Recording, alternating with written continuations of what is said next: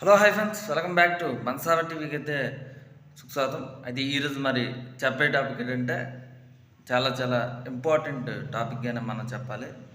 ఆ important topic ఏంటంటే ఐపీఎల్లో నెక్స్ట్ జట్టు అయితే మనం అయితే వచ్చేస్తే ఆర్సీబీ జట్టు అనేది వేలంలో చాలా చాలా బిగ్ మిస్టేక్గానే మనం చెప్పాలి. ఎందుకంటే కేఎల్ రాహుల్ అనేది పిక్ అనేది చేయలేదు, చాహల్ అనేది పిక్ చేయలేదు, చాలా చాలా పెద్ద ప్లేయర్స్ కూడా పికింగ్ అనేది చేయలేదు. ఒకటి ఏంటంటే పూర్తిగా కొత్త జట్టు ఉండాలి అనేది ఆ జట్టు అనేది మేనేజ్మెంట్ అనేది నిర్ణయించింది. అలాగే నిర్ణయం ప్రకారంగా ముందుకైతే వెళ్ళింది. ఒకటి ఇక్కడ ఏంటంటే ఆర్సీబీ చాలా సాలిడ్ జట్టుగానే మనం చెప్పచ్చు. అయితే ఇక్కడ ఎక్కువగా ఏంటంటే మరి దినేష్ శర్మకి ఎందుకు 11 కోట్లు అనేది వెచ్చించారనేది ఒక విడ్డూరంగానే మనం చెప్పాలి.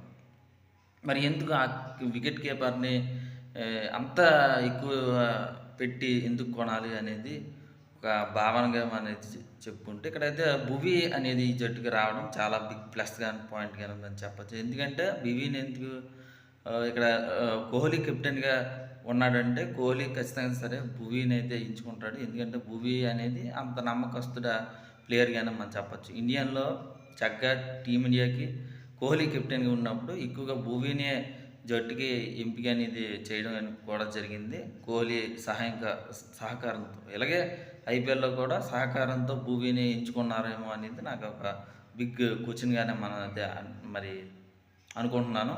ఇంకోటి ఏంటంటే ఇక్కడ ప్లేయర్ లెవెల్ ఒకసారి చూసుకున్నా సరే 8కి 8 బాగా పర్ఫార్మెన్స్ అనేది మనం అయితే చూడొచ్చు.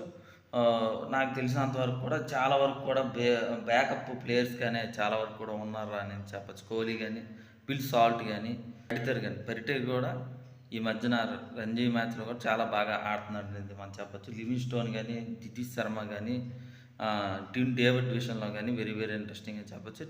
ఏమన్నా టిమ్ డేవిడ్కి ఏమన్నా మరి గాయం పడిన ఏమన్నా రిటర్న్స్గా మరి సీఫ్యాడ్ వచ్చే ఛాన్స్ ఎంత ఉంది ఇతని స్థానంలో.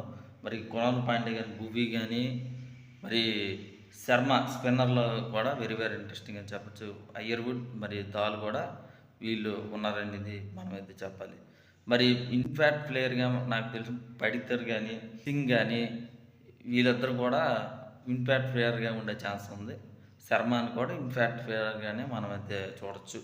మరి ఎలా ఉండబోతుంది, మరి ఎలా రాణిస్తుంది ఏమిటి అనేది మ్యాచ్ ఆడితే కానీ కూడా తెలియదు. మరి వేకెన్సీ మొత్తం మీద ఆర్సీబీ జట్టు అనేది చాలా బలంగా అయితే ఉంది.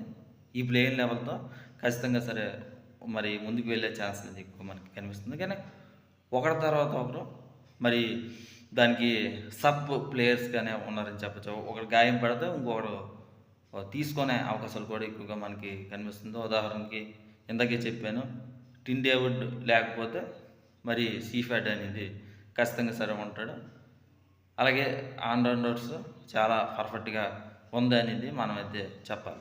మరి ఇది ఫ్రెండ్స్, ఇంకా మా ఛానల్ ఇంకా సబ్స్క్రైబ్ చేయకపోతే వెంటనే మరి సబ్స్క్రైబ్ చేయండి, లైక్ చేయండి, షేర్ చేయండి. మీ ఫ్రెండ్స్ వ్యూవర్స్లో తప్పనిసరిగా మరి షేర్ అప్ అయితే మర్చిపోకండి. బాయ్.